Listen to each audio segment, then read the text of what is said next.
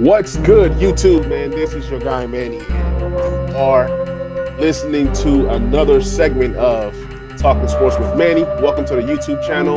If you're new to the channel, please hit the like button, please hit the subscribe button, and turn on your notification bell so that way you get content when I drop it. So today, we're talking Julio Jones, and we're also talking San Francisco 49ers and what they're going to do at the quarterback position this season. So let's start with Julio Jones. So the ATL, that's my little boy right there. So the ATL Falcons are taking calls. They're taking phone calls right now for Julio Jones. But that does not mean that Julio Jones is going to get traded. See, here's the thing. If Julio Jones gets traded by after June 1st, then the Falcons get to save $15 million. If they trade him now, pretty much they're going to eat a $23 million cap hit. So that's pretty stupid to trade Julio Jones right now. So yeah, they're taking calls. They're trying to see what the value is. I've seen lots of crazy scenarios out there. I've seen Julio for a second and a fourth. I don't think Julio gets a first round pick this season. I mean, just doesn't happen. Maybe a first round next year. Maybe a team like Green Bay. Let's see what they do in the draft. I don't think Green Bay takes any wide receiver that's notable in the draft. The trend has said the last two or 3 years, Green Bay has not taken a wide receiver. So Julio Jones can still play. I mean, when you look at his yardage per game, it's 95 yards per game in his career. Nobody is doing that. Nobody is averaging 95 yards a game in his career. So, that's active. I have not done research to see about the past, but Julio is a phenomenal talent. He's a guy that's close to 1,600 yards every season. 1,400 is pretty much guaranteed for Julio. So he can still help a team. But when you see a trade for Julio, it's going to be teams that are already established, teams that, are in win mode now, like a Kansas City or a Green Bay, Buffalo.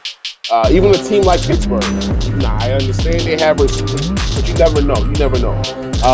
Just like any scenario, like you saw Antonio Brown got traded to Buffalo, and that whole thing, didn't really even happen, but it was on the table until he said he wasn't going to Buffalo. So what I'm saying is, any trade can happen. Julio can end up anywhere. Maybe a team like the Raiders, they could be desperate and say, "Yo, we want to upgrade this position," and they might dish out a first-round pick. Like I said, I don't see a first-round pick being traded this year, just for the simple fact that it's going to be a post-June trade, supposedly. So if that does happen, then I guarantee you see a scenario where Julio is traded after June 1st if Atlanta wants to save on their cap situation. Another scenario where the Falcons could go ahead and pick up a guy like, what's his name, Kyle Pitts, at pick 4. So they can still pick up a guy like Kyle Pitts to still trade Julio. They can still pick up a Kyle Pitts and rock with Kyle Pitts and Julio. But if they're trying to save money, wouldn't they be smart to trade down from 4? Because it seems like ATL is not in. They are in win mode now because of their roster, but defensively they offer nothing. They offer nothing defensively. So it's going to be hard to win or even do anything when your roster is not as solid as you might think. Next year they can move on from Matt Ryan. Maybe there's a quarterback they like at number 4. So ATL can do so many different things that right now it's a puzzle. This is Lion season. The next 2 to 3 days, you're going to hear and see things that you're going to think is real. Everybody is, throwing smoke screens out there. Like I think the most interesting one that I saw was that the San Francisco 49ers are interested in Trey Lance, but Kyle Shanahan is interested in Mac Jones. So we don't even know what's going on. It would not surprise me if you see the San Francisco 49ers select a guy like Justin Fields. I understand he has a medical issue, but like I said in the last stream, that's not gonna deter anybody from not taking Justin Fields. They can just say, "Hey, we don't like Justin Fields," and I'll be okay with that. But to say, Mac Jones or Trey Lance is better than Justin Fields is ridiculous as of right now. Things change, systems, but we'll see. ATL is a situation that needs to be monitored. Really, the draft starts at 4. We kind of know what's going to happen in the top 3 picks. But after that, pick 4 is really where the draft begins. You're going to see phone calls, people calling in to trade up to that spot. Another hot spot is pick number 8.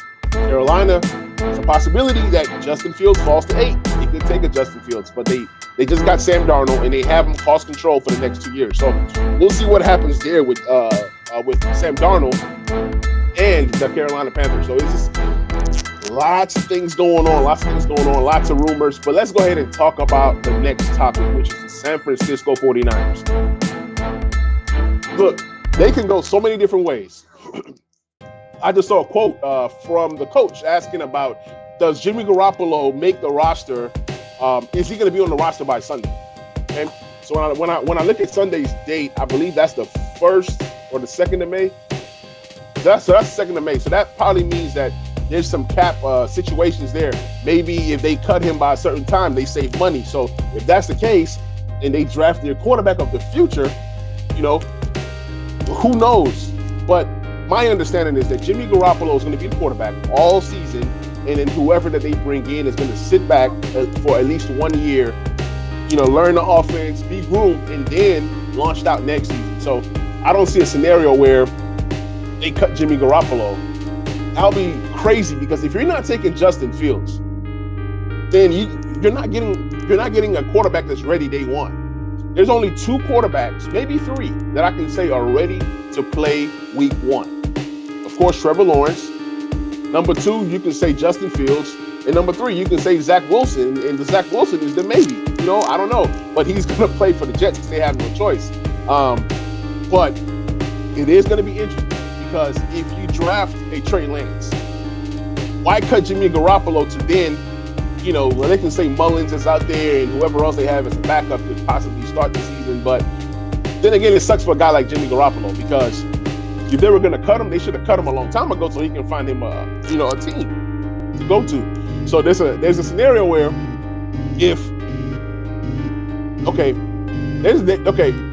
Jimmy Garoppolo could possibly end up on the Houston Texans. This is just so I'm just thinking right now, like, what teams in the NFL actually have a quarterback spot that's open? I mean, all I can think of out of all the teams in the league, every quarterback situation seems to be solid or okay. Only other place I can think that need a quarterback right now, I would probably say Houston, just because Tyrod Taylor, you don't know what they're doing out there. But it's going to be an interesting situation. San Francisco, they're just throwing all these smoke screens. Hey, we're not taking this guy. We're not taking that guy. It's between these 2 guys. This coach likes this one. The front office likes this guy. Like I said, guys, it's Lion season. I'm here for it. I'm here for it. The draft is coming up. The draft is going to be off the chain. I'll be doing a stream with several guys come Thursday. We're going to do the whole day 1. And then based off of how day 1 goes, I might do a day 2.